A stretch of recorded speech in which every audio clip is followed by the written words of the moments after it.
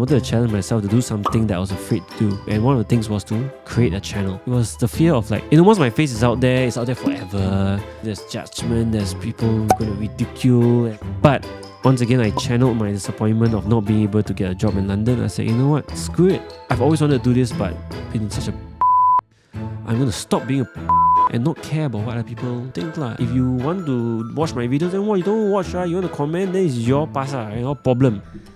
Hey friends, welcome to the Creator in Progress podcast. I'm your host, Jamie Lim. Each episode will bring you inspiring stories and practical advice from both successful and budding creators and entrepreneurs on how they got to where they are today. Meet Ben, a Singaporean content creator. You may also know him as the Smiling Afro. In this episode, he's here to share more about his journey, his experience, and a particularly interesting filmmaking technique that has not only captivated audiences but also allowed him to create content as a full-time job. So K.I.S.S stands for Keep It Simple, Stupid. So that's what I always tell brands. Like sometimes I want to keep it simple. I want to talk to my audience like friends. Chatting with Ben has taught me to approach content creation with a different and simpler lens. It's also inspired me to continue to do what I love, to fulfill my dream of becoming a full-time content creator. Honestly, don't keep thinking about numbers. Just keep churning content and make sure it's genuinely your voice. For any aspiring content creators, this is one convo you shouldn't miss. This episode is co-produced by Scape. Tell me a bit more about Ben. Is your surname Go? Okay, I was of course looking at your Instagram and all that, right? Yes. Your surname very long. Yes. But I have it in my phone as Ben Go. Is it Really? Go? What? I don't know how the Go came in. Who is Bengo? I don't know. I thought Go. Yeah, I searched that. Why is it like Bengo? where did the Go come? Maybe you met another Bengo lah, and then this poor guy is waiting for you to call him back, but you never did, you know. Then you save my name under, as in me as Bengo instead. And this Bengo somewhere is still waiting for Jamie to. This guy gonna contact me or not? So my surname is Byrne. Okay. Byrne, like Rose Byrne, you know, the actress. It's an Irish surname. So you are Yes, Eurasian. Eurasian. My great grandfather was actually pure Irish. Yeah, so very proud Irish roots I have. You know where my drinking problem comes from. Drinking enthusiasm comes from. Sorry, yeah. Never tell me I would have taken out my whiskey. Anytime. Wow, whiskey some more. Oh, Japanese whiskey. Hey, yeah. So yeah, Eurasian. So that's why I got my surname, and I believe I got my sense of humor from my Eurasian Peranakan family. Like it's just, one thing about Peranakans is that very crazy, crazy people, right? And then Eurasians generally tend to be a bit expressive, so mix them both together, right? Kind of like grew up in that kind of like culture lah. So yeah. Okay, that's nice. But you grew up mostly in Singapore, like. Yes, proud Singaporean, born and raised. Love my country. I love my culture and people. Is that where okay, so the hair. Yes. And of course, I think one of the first questions, maybe everyone probably ask you, is the hair real? Yes. And I've had this hair since I was 18. Okay, I mean I went to the military and I had to shave and everything, but I grew it back after that. But even though I repeat it all the time that it's real, I think 70% of Singaporeans still don't believe. It's hilarious to see when I meet people on the streets, right? And they're like, I think the funniest one recently is like I was walking in Teluk Ayer, and then this bunch of guys came out, and I just overheard the guy saying, "Oh, so it's real lah," to his friend. And then I assume what he meant was he's probably seen me on social media and thinking that I wear the wig for my content. And so that evening when he saw me walking around Teluk Ayer randomly, he's like, this fella will not be wearing that around Teluk Ayer for nothing, right? For dinner. So it must be real. I was like, oh damn. And it was just funny, like, and actually I love it. So people ask me the question, do I get frustrated? I say no. Because comedy is my thing, right? And humor and just being lighthearted and quirky. So the fact that people don't believe, I think it's fun. I'm okay. It's hilarious when people find out, and it's all part of the act, right? It's part of the whole brand. Yeah, it's the brand, right? Yeah. I think one part of the question was like, how did you come up with the Smiling Afro as your personal brand and signature look? Okay, so I found out my hair is curly. So when I was 17, I went to poly. Okay, and then polytechnic, I was like, hey mom, can you let me grow my hair out long because I need to go army eventually, right? And this might be the only phase in my life that I can try long hair for the heck of it. Because why not? Singapore school system all the way growing up. Wow, clean cut, right? So let me try that, right? Then my mom was like, yeah, sure, whatever. You save money, don't need to cut my hair so much also, right? Yeah. Try a different new look. So I grew my hair out long, but little did I know that it will curl the longer it gets. So my hair is short, it doesn't curl. So I don't know, right? And then it started to curl, and I was like, Mom, can you imagine the slow process? Every week, for me, it's like, I see the change very slow, but because I meet some of my friends in church once a week, so every week they'll be like, what's happening here? It's, every week they'll say, hey Ben, are you doing something? Every day you're curly, with the coils. Yeah. Are you doing that every night? And I say, no, it's just like that. Then, it was just a joke. It became like a running joke, like, you wear underwear to sleep, is it? That's why your hair curl. Then we laugh. Then eventually I just never stopped growing it. And it just became an afro. Then it became so long, it became like a 80s, 90s rock star. And then the big thing was, at this point of time, my characteristic, I always love making people laugh really. I just like making jokes. I like doing comedy. And then that hair kind of added to my so-called personality, right? Like, I was walking down the street and people will see me and they'll smile. And I'm like, you know what? I like that. I like people to see and then you think it's funny. I'm okay. I'm not offended or people. I know other people will be like, are you sure you like it? People laugh at you on the street. I'm like, but I don't think they're really laughing at me in an offensive way. It's like laughing at a clown, right? You laugh at a clown. A clown is meant to be hilarious. So to me, I want to be that kind of guy. So if people are laughing at me and then I'm okay. I totally don't feel anything. I'm happy. And so so that's why I decided that eventually I should come up with a nickname. And I was thinking, well, the afro has changed my life. And what do I like to do? Make people smile, right? So I felt, well, Smiling Afro had a great ring to it. So that's the short version of how the Smiling Afro name came about. And of course, that started as a nickname, but now a brand name. Sweet. It's very prominent. Like, I was telling my friends, like, these are a few content creators I'm going to interview. And then I was like, the Smiling Afro, they're like, we know. Nice. Yeah, it's good to know that after 6 years, my brand is getting out there, lah. Yeah. It's good. Yeah. Is it hard to okay, for me, right? I think every month I have to go for a haircut. My hair is like an Amazon forest. It grows very quickly. I think it's because I eat too much protein, lah. But how do you cut it every so often? How do you maintain it? Is it hot? Like, I always feel like, especially in Singapore weather, very hot. It's a sacrifice. I always tell people, it's a sacrifice to look different, and I sacrifice comfort in terms of heat. Yeah. Right. But I'm okay. I think I've it's almost 10 years since since I grew it back, right? And actually kept an afro style for almost 10 years, right? So I'm used to it already. Like, my threshold is now different, right? So maintenance wise, I just condition. I think I do 400% more than most guys already, right? So you collab with L'Oreal. I'm waiting. I use L'Oreal products, but they all are stingy, don't help.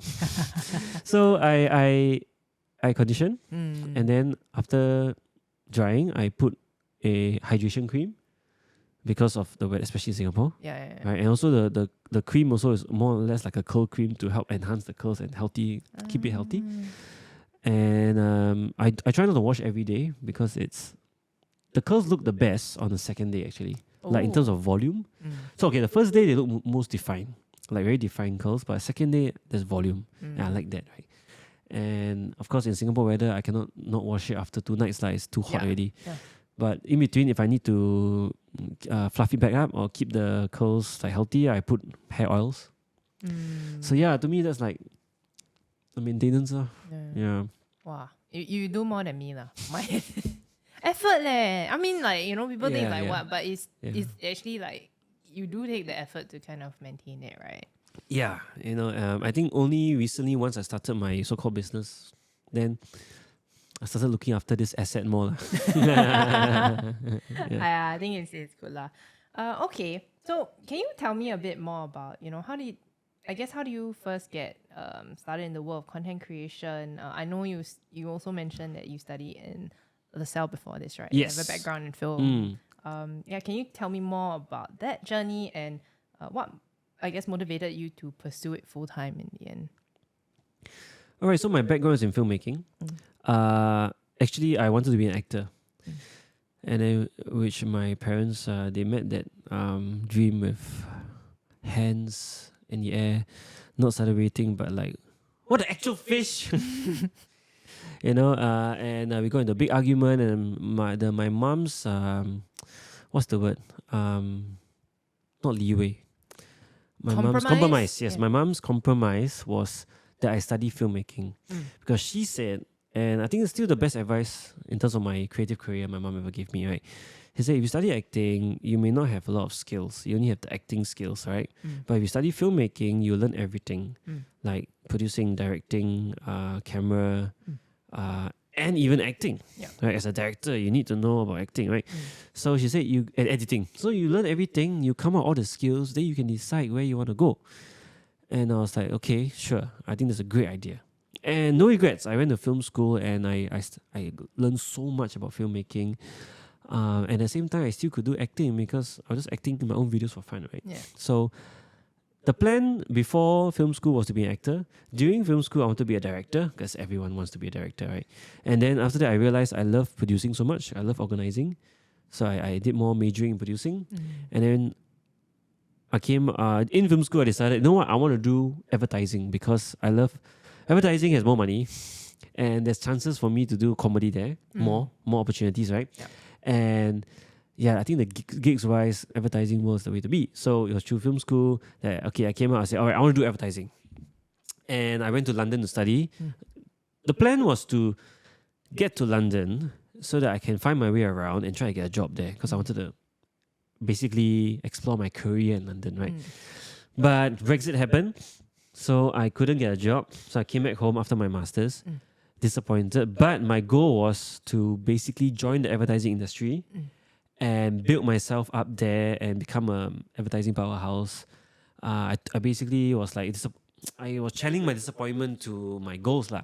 But at the same time, one thing I wanted to do, because I graduated, now it's like going to the real world, must be working and everything, right? I wanted to challenge myself to do something that I was afraid to do. So I was thinking, what have I been afraid to do? And one of the things was to create a channel. Like I've always posted my funny videos randomly in my own personal Facebook and Instagram at the time was still pictures lah. And I was so scared to start my YouTube channel because it was the fear of like, once my face is out there, it's out there forever. And there's judgment, there's people gonna ridicule and whatever lah, nasty comments, right? Because right now, it's only my own friends are following me, and so yeah. But now once I open up to public, that was the reason why I didn't want to do it lah. It was like, nah, But once again, I channeled my disappointment of not being able to get a job in London. I said, you know what, screw it. Like, I've always wanted to do this, but been such a I'm going to stop being and not care about what other people think lah. If you want to watch my videos, then what? You don't watch, right? You want to comment, then it's your your problem. So I launched my Smiling Afro channel on February 2018. I came back from London in January 2018. So the plan was to start a channel for fun. Okay, like I told everyone, hey guys, I finally started a channel. I changed all my socials to Smiling Afro. I said, hey guys, I'm just going to put all my comedy content here. Just for you to enjoy. Honestly, it's free. I just enjoy doing it. And yeah. But it was 2 days later that I got my first client out of nowhere. So Yahoo contacted me. I was like, hey, we've been actually following you for a while. Like it's Ben, following Ben for a while, and we like your style. We know you do filmmaking, but we don't know if you're available for hire. But now that we saw you launch your so-called channel, right? We want to talk to you lah. Like, what's the situation? Like, what's your status? Like, can we work together? So I was like, wait, what? Like, what? I literally applied for all the advertising jobs, and I was like, this is for fun. I never thought I would do anything with it. like money-wise, right? But I pretended to know what I was doing. So I was like, yeah, sure, we can talk business. Let's go. It's like, what? And the next moment, I'm in their office, and then we're having a meeting. They're like, oh, we're looking for a new face like you to host and make funny videos. I was like, it's music to my ears, but I cannot. I must pretend not to be excited, right? I must pretend, okay, yeah, it's cool. But basically, they became my first client, the first Smiling Afro client. And then we got on a journey together where I made videos for them once a week Okay. as a contractor. Was not full time thing, but the traction was there. Suddenly now the videos were also being shared on Yahoo Facebook, so I could reshare on my Smiling Afro Facebook, and also Yahoo's own platform. So I was getting traction, but a lot of people thought I worked for Yahoo. Okay. And then so after traction with Yahoo, and even they were saying, hey, we see you as a long-term partner already. We're not going to, because at first it was a 3-month we test, right? But they already saw me as a long-term partner. And like I was like, you know what? No advertising company has replied me in 6 months. And I think, you know, it's about time I really figure this out. And I decided to start my own company. Say, I'm going to start my own company. I'm going to run it. And I'm going to expand my clientele. So I launched it and I announced again. I launched it in like August of 2018. Okay. And I announced again to the world, like, hey guys, Smiling Afro is now officially a business. I do not work for anyone.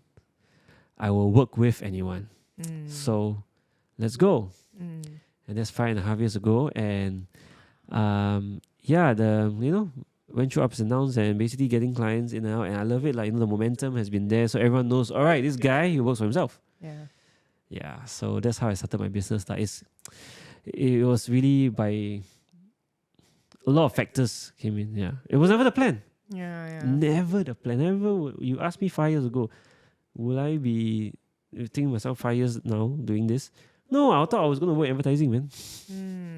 Yeah, for a company. Yeah, so nice. What opportunities life throws you sometimes. Okay, I want to know a little bit more on filmmaking. And I know you, like, recently we met at NAS Summit also, right? And you gave a talk on the K.I.S.S approach.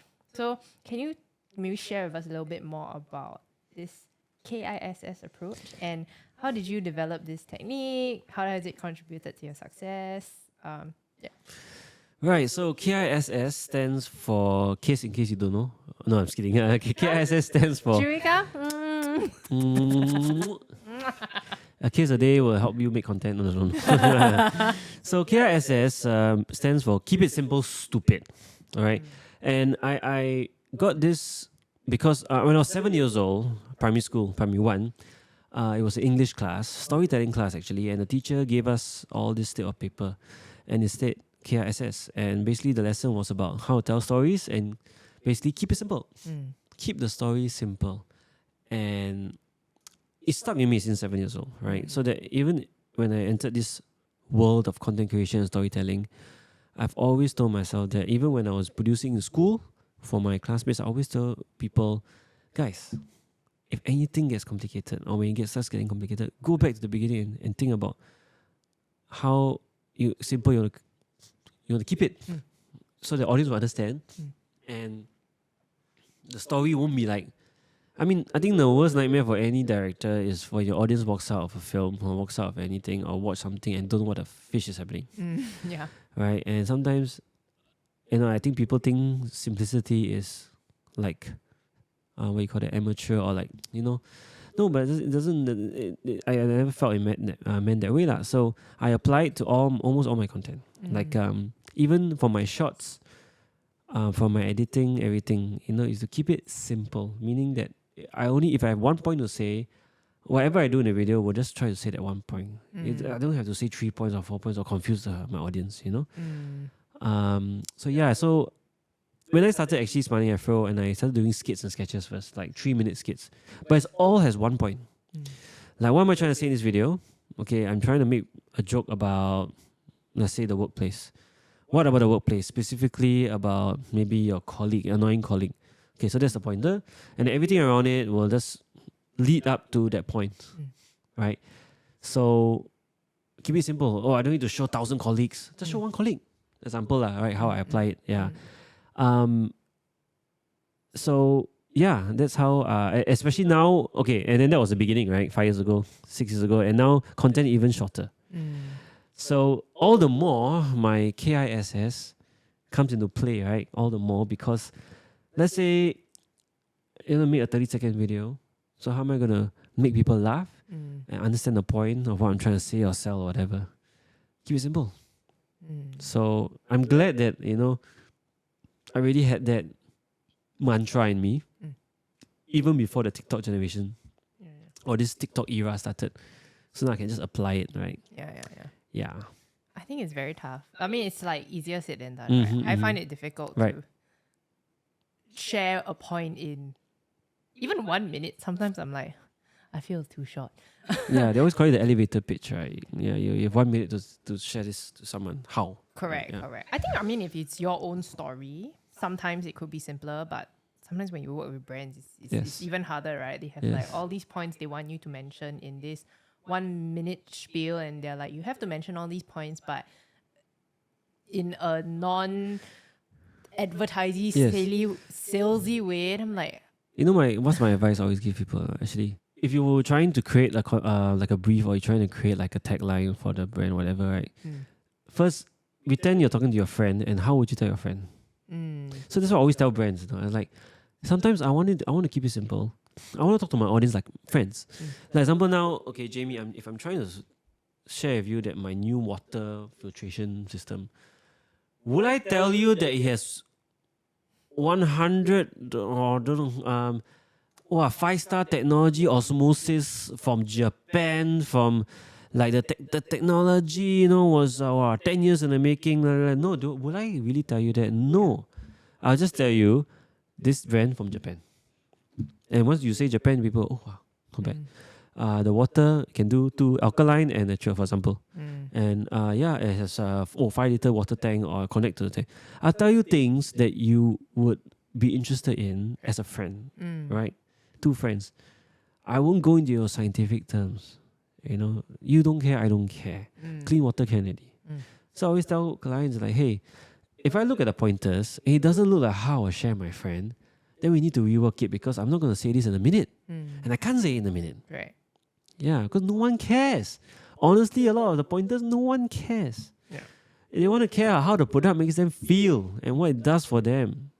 I don't need to know inside made of how many particles. I don't care. Right? Yeah. So that's to me the keeping it simple part. But I understand a lot of brands don't understand because we need to hit these pointers. Correct. We need to say these pointers. Correct. Because I said, second, if I'm in an elevator with you, we got 1 minute. If I'm going to try to tell you to buy my product, I need to skip all this shit, right? Yeah. Yeah. So how do you do it? How do you negotiate with brands? Oh, I will always it will take emails and emails. Yeah. Like this very weird world we live in. Like some brands will come out and directly say to me, hey, we wanted your style. Then I say, okay, so here's my style. All the pointers you gave me, these are only the points I'm saying. Oh, okay, but can we also add this point? Then I'm like, hey, you just said my style, right? But you all because they just cannot see it. They cannot see it they just always see it from a corporate point of view. So it's always arguments. Okay, not arguments, discussions and convincing. But sometimes, of course, I have to, compromise, and then I'll still say some extra unnecessary things. But I won't be super proud of it. But there's some clients who are like, hey, we just like it simple, done. And I'm proud of those clients because I say, hey, honestly, most of these videos where I say less do very well in terms of like statistics lah. Yeah. And people remember the product, but they don't need to remember, how you can burn. For example, a candle burn for 100 hours. Who cares? They want to know whether it smells nice. Correct. Yeah. So it's still I dream for that one day where I'm really so-called like established. That I'll just tell a client, no, we're going to do it this way. It's for the good of because it's for the good of the brand. I'm doing it for their brand. I'm not doing it because I don't want to sell their product, right? It's like I want to sell the product advertise the product in the best way. Yeah. Yeah, I think I find it hard to find that balance between doing it my way or a way I think would be good versus what they want, what they need, what they insist on. Because sometimes it's like, hey, we're the ones paying you. You know, you jolly well better listen to us. That's the problem. And then sometimes you don't want to lose the client. Yes. So I'm just like, okay lah, try lah. But it's so hard to tell them like, let's just try this, you know? Yeah, so I find that to be quite a struggle sometimes. Because there are some things that I do, that I film, right? I'm like, not even me, if I'm not convinced, what makes you think other people will be convinced? Tell me about it, Jamie. I have so many videos before that, and I'm like, what? This is what you guys want, and I'm like, okay, I'll post it. But I it's that kind of like, it's not really me. Yeah, there's still 60% of me there lah. But it's like, I feel like this talking robot just like, I'm like, So, that's the truth. That's the truth, right? Still a work in progress, I think. Yeah. I think, I don't know, like Singapore, the content creation community, it's still quite young, right? Not that young, but there are a lot of things that are not established, right? Like, for example, I feel like monetization has always been a very complex topic. Yes. Like for me, I had to figure everything out by myself. Even with rates and rate cards. Yeah. How do I start charging? How do I know what's a fair compensation? Like, there's no Glassdoor for creators. Yeah. How did you start figuring out? And now, how do you feel like creators can help each other to start figuring all this out? We can help each other by... Okay, I'll go to how I started. Like, I just figured out, I just gave random numbers. It started from a few $100s. And then it went on to, why am I charging a few $100s? I'm doing a whole production here. What the heck is a few $100s? It's nothing, It's just 1 hour, 2 hours standing around a roadshow work, So I think, it all comes with, just trying out since 2020, 2021, figuring out the clients, figuring out the work, and realizing, okay, this is how much is my worth and time and everything. And also, of course, sharing with other creators with this, we're discussing with those comfortable to discuss rates and everything, so we know the market rate. Yeah. Because like I said, I don't like to charge for followers. To me, it doesn't matter. It doesn't matter. For me, I charge for work done, effort and work done, right? A plumber comes and fixes your plumbing and it's $60, and then you pay $100. Why would you pay $100 for another guy?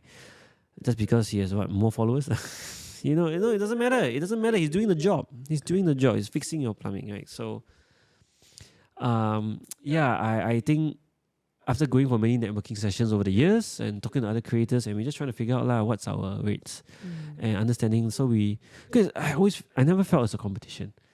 Because every one of us creators here, we have our own style. Right. It doesn't matter, if the client wants you because they want you for your style. So I'm not butthurt if there's someone chose over me, because if the client felt that I'm not in their style, then okay lah. Yeah. Yeah. Yeah, I agree. Like, I think if I think of like when I talk to different brands or something, sometimes I'm like, this person could be good for you. I'll just be like, go and contact that exactly, creator. right. Because I feel like the style would resonate very much also. Yes. So I don't know. I think it's still very tough for me to the negotiating part. I think it's difficult. I wish there was more. And I don't know. I was thinking of starting like to do like a not really like a course but something to share like just within creators to like what you said about sharing rates for those who are open. So we all know what the market rate is. Yes. And even like this kind of guidance, like, how do I start a rate card? What do people want to see in rate cards? Because I've seen rate cards which are not, like, they don't have your audience demographic, How can you best position yourself as a creator to brands also, right? So I was thinking of doing something like that lah, but nice.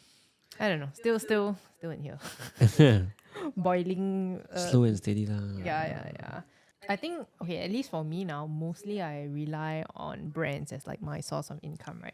Do you have any sort of advice on how else can creators monetize besides relying, so we can like stop relying on brands as our only source of income? Any other interesting strategies that... Honestly, it's very hard for Singapore because we're such a small market. So...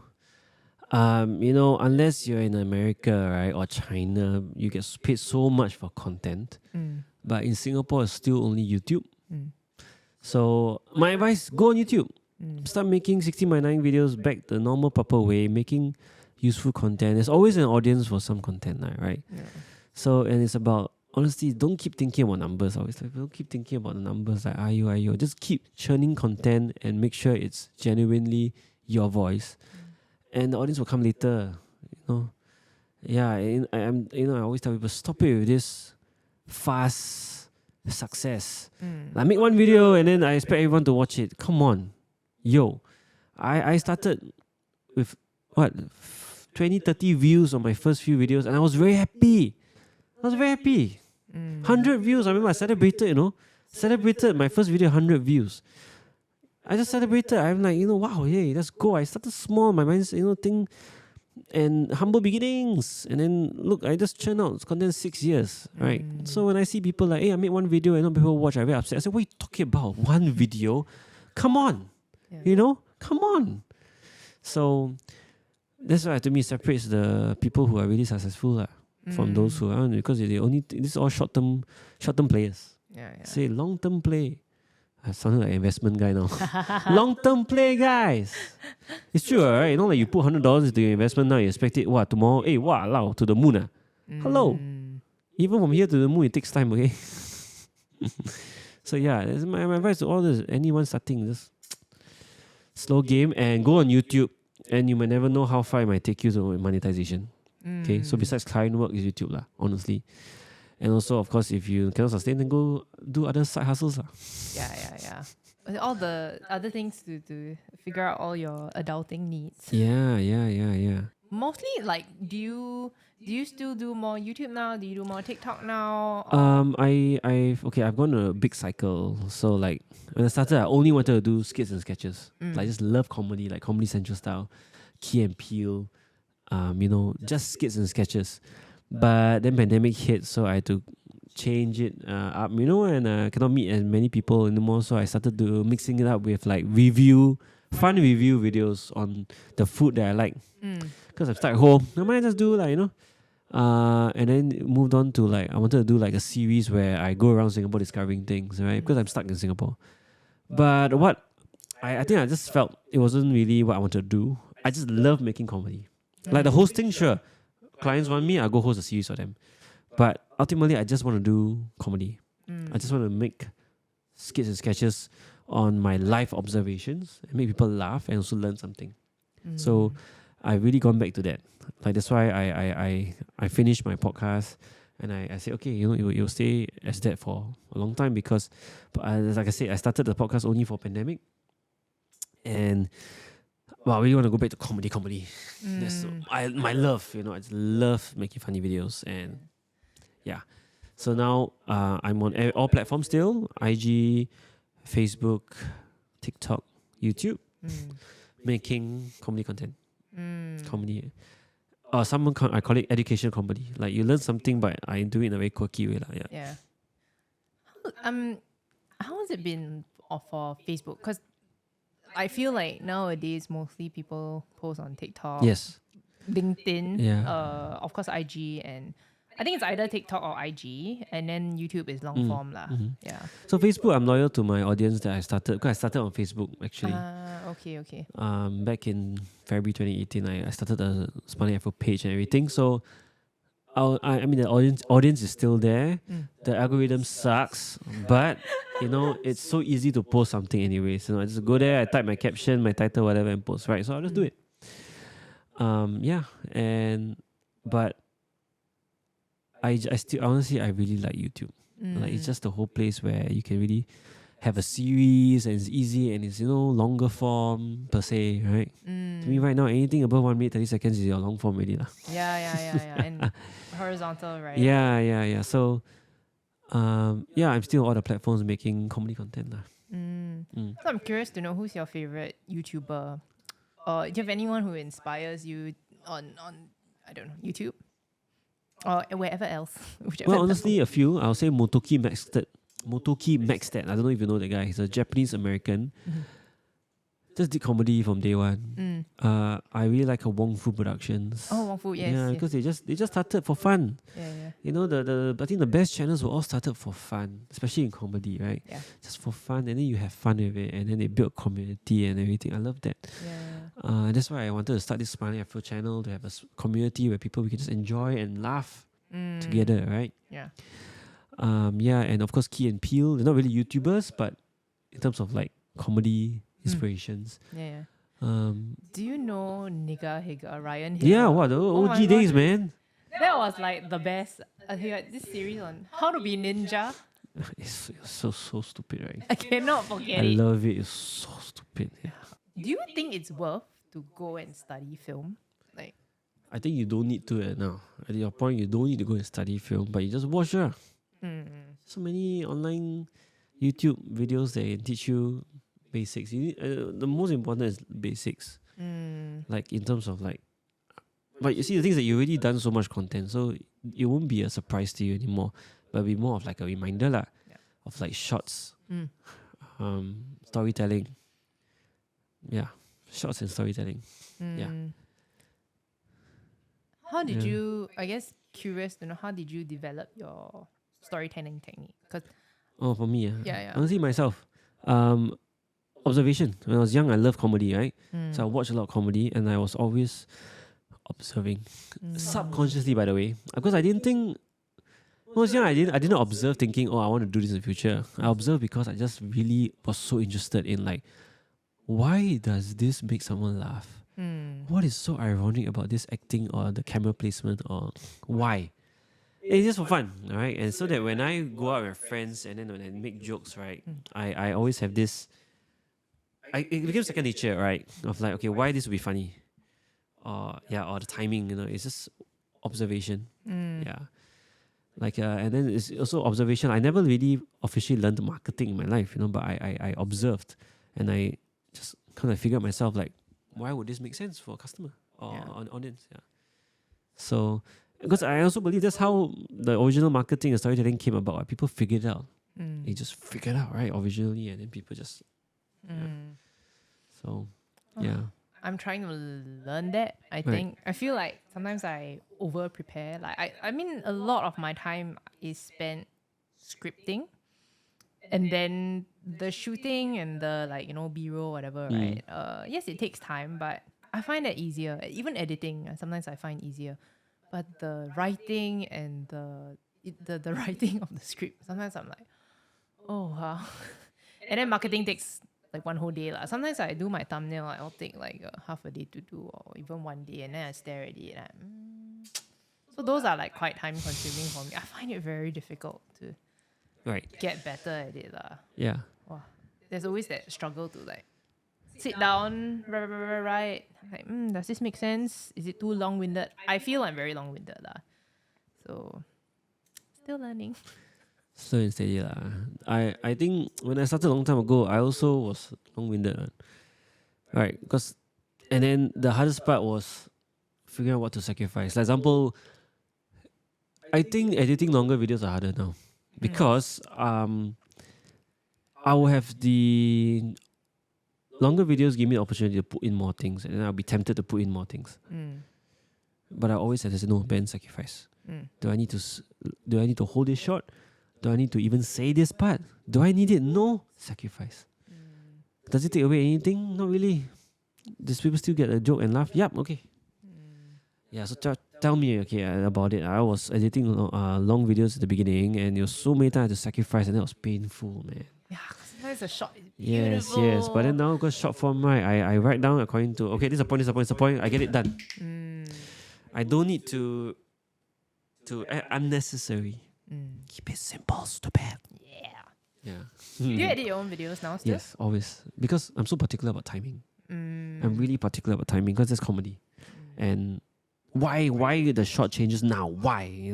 I'm so particular, and sometimes so hard to tell somebody to edit into my style. Yeah. So I mean, I would love to find that person one day to really understand my style. But right now, I enjoy the whole process of editing my own videos because it's so me. It's when I post it, it's like I want the world to see this is me. It's mine. I mean, as we are about to close, I think, final two questions. Yes. Right? So, what are your future goals and aspirations as a content creator? Yeah. So very simple. I think my goal has not changed from day one. I just want to make more and bigger content and reach a wider audience and just make everyone laugh and smile. Okay, so my dream or my goal now is to grow my audience and eventually my company and then my clientele. And as a content creator, I want to be running a nice production going on, like making big funny videos and Kind of like Wong Fu Productions. yes, something like eventually that. and go. Yes, something like that. Like and it's all in the Smiling Afro comedy style, like Uh, specifically the Smiling Afro style. And so that's my current goal as a content creator. What's your vision? Are you gonna will you always be the face, or will you hire? Are you planning to hire full-time Right, folks yes. to edit and act also? I think one day, I've planned for two possibilities. So one, I could be the face all the way, right? Then the production company is there and the agency is there. But maybe one day I will be less of a face. But I want my Smiling Afro brand to be known as this comedy brand of content. So eventually, instead of just when you say Smiling Afro, you don't think of just me, but you think of like, oh, it's a brand, it's a company, doing comedy. Like Wang Fu, you don't think of the actual person called Wang Fu. It just represents Asian Americans doing comedy. Yeah. So Smiling Afro, I'll just say, oh, comedy. Yeah. I love that. Yeah. Okay lah, hire me next time. Okay. Sure. I'll be your kind Anytime. of fan. Yes, you got a lot of equipment already. So Okay, last question. I guess, how do you see the landscape of content creation evolving, and how do you plan to adapt to those changes if in the future now? I think the weird way, just like how we're going back to the retro world now. Like you see fashion, right? Where we moved on, but suddenly now we're going back to the retro Adidas, retro Nikes, even just fashion dressing. I think content we're feeling that now even faster because we're all going back. I think we're going back to YouTube 16:9 because people are realizing and remembering that, you know what, the proper content, it should be long form. You need to consume. Short form content will be here to stay, but if you really want to learn something, you have to go long form. Short form is for that short like entertainment or funny videos, learning something new or whatever, or whatever hobby you have. But then if you really want to learn something, long form is the best. So I think we're returning back to so-called 16:9 YouTube. And even like TikTok, everyone's figuring that out because now they will ask you to turn your phone, you know? TikTok started with 15 seconds to 30 to 1 minute to now to 10 minutes to now whatever. Right? It's so weird because in the end, that's the truth, right? I feel is that you cannot run away from long form. And that's the reason why even all the apps just gave in. So to me, adapting wise, I think I had to adapt to short form, but going back to just doing everything, it's easier lah. There's not much adaptation. I just do it all. Started from there anyways. Anyway, but thank you, Ben, for No your problem. time, for sharing all your. No worries. Always happy to wisdom. share, especially with JMA. No, I look there. No, I look there. Thank you. You are the first person I'm recording with after like a 2-month break lah. Wow. So this is the so honored. mid-season first Nice. episode. Nice. Yeah, so Awesome. thank you. No worries. Yeah. And to anyone listening, aspiring or current creators or whatever whatever you do in life, keep going. Remember, long term. Yes. Long-term game. No fast fashion. No fast results. Yeah. So if people want to find you, where should they follow? Oh yes, I'm on YouTube, Facebook, Instagram, TikTok as the Smiling Afro. Not many people look like me lah. So if you see the channel, you see a guy, Asian-looking guy with an afro, it's probably me lah. So yeah. Awesome. Yeah. Thank you, Ben. Thank you. Okay. Bye. Goodbye.